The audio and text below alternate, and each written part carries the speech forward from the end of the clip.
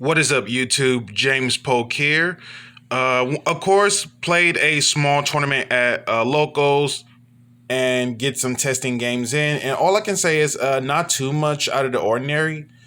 But all I can say is I was pretty much 1 to 2 spots shy from reaching top cut. But it is what it is. And obviously, I expected myself more when it comes to trying out new decks, but it's okay. Just here to play for the fun of it though. So the deck, I try to do some serious innovation, which is a Smokescreen deck of going second Exosister Charmers. So first things first, before we get into the deck profile, I know for the fact that everyone is going to questioning about certain extra deck cards. It is because I don't actually own them, for starters. And more importantly, about the ratio details, I'll pretty much explain to you as we go along the way. So first things first, that would be triple Sophia and double Irene. Like originally, it was a conflict between 1 to 2 Irene along with the 1 to 2 Armament.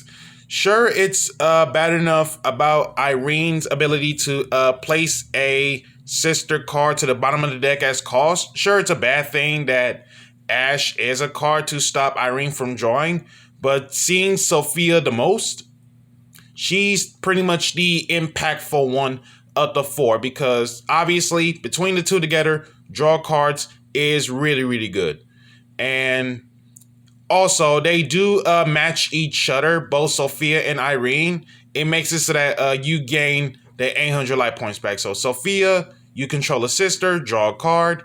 Match Irene, gain 800 life.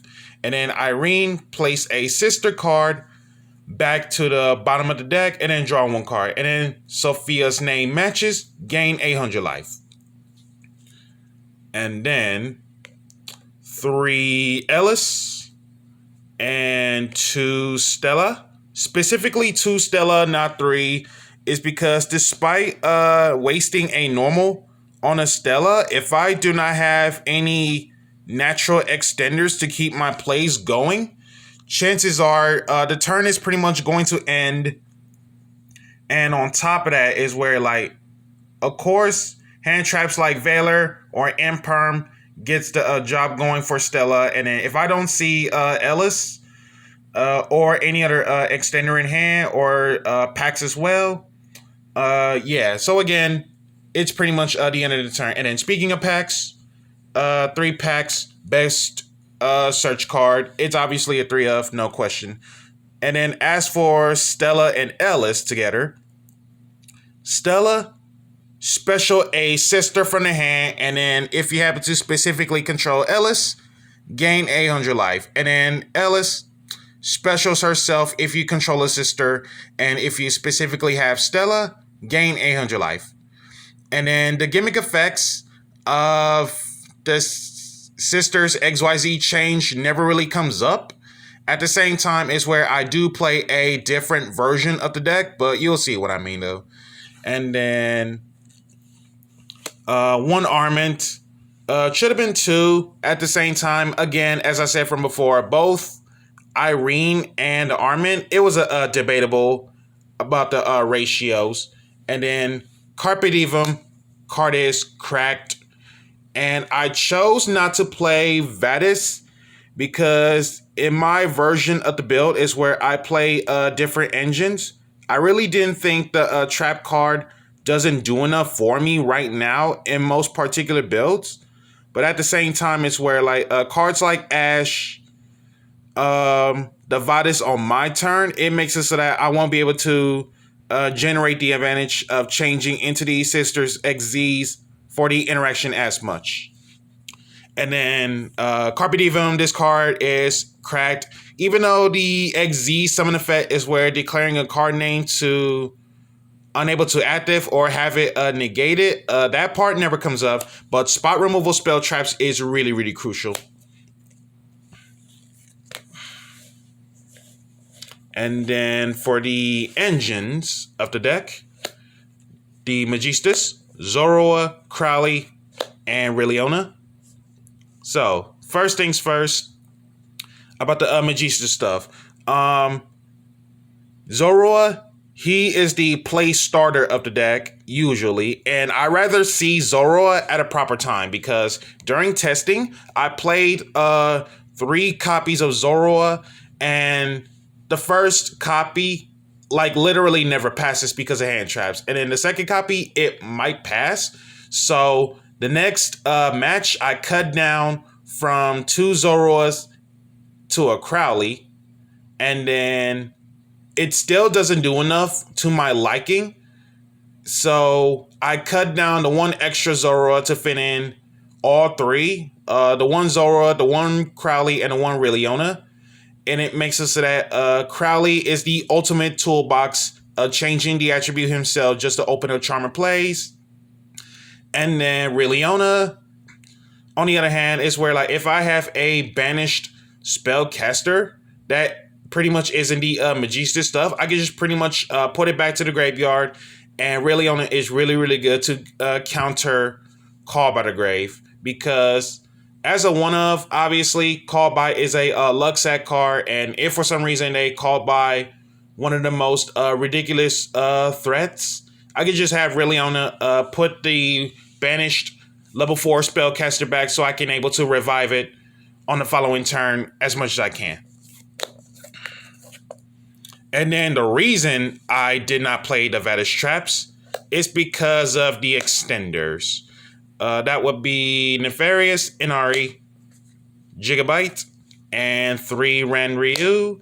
I played 2-2 last time in terms of water and wind ratios. Now it's 1 water and 3 winds now, because if I don't have any offensive plays going, the destruction effects of Gigabyte and Ranryu, those destruction effects are not once per turns.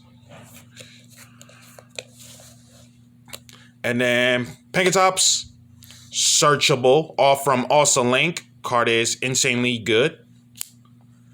And then triple Drolls, not Ash, because Ash doesn't do enough against, like, literally every single combo decks. So Droll just keeps those combo decks in check. And then for the rest of the spells and traps, Call by the Grave, Heartbeat's Feather Duster, Mind Control, Monster Reborn, Dark Ruler No More, only 1 Lightning Storm, because it literally does nothing whenever I have face-up cards. And then as for the 1 Lightning Storm, weirdly enough, this came up every single matchup except the last round. And then the Raigeki, of course. Gotta love board breakers. And then the 4 traps, the 1 reboot, and 3 evenly match. And then extra deck, the 4 sisters. Shouldn't need to explain anything about them. So, they all pretty much do something the turn they are XZ summoned. So, the turn they are XZ summoned. So, Michaelis, she is a DD Crow. Aesophiel is Abyss Dweller. Caspitel, no 1 reborns for the turn. And then Jabrine, she is literally an Effect Veiler. And then the detach effects are from Michaelis and Caspitel. Michaelis is the Stratos of spells and traps. And then Caspitel, she's the Stratos of monsters in terms of Exosister cards. Aesophiel's detach Compulsus. And Jabrine is the detach is that for the rest of the turn, all XZs you control gain the 800 boost. And then Down a Magician, because 2 level 4 spellcasters, which are main decks, by the way, and I honestly do not know why. And before anyone says anything about why am I not playing Zeus or F-Zero or even Draco Future, that is because I do not actually own them. So the reason why I went with Downer specifically, and it's not because of the Zeus abuse. People forgot about this as an actual monster in its existence. It's because, especially having Jabrine along with Downard, let alone she be already at 33 at the very least. And having Pierce Battle damage is insanely nuts, because Downer can be a game stealer if played out properly. And then Drill Driver, same thing, of course. It be at 33, all from Jabrine, which is insanely stupid. And then the 6 Charmer Links. Shouldn't need to say anything about it. And then Selene, Spellcaster, 1850.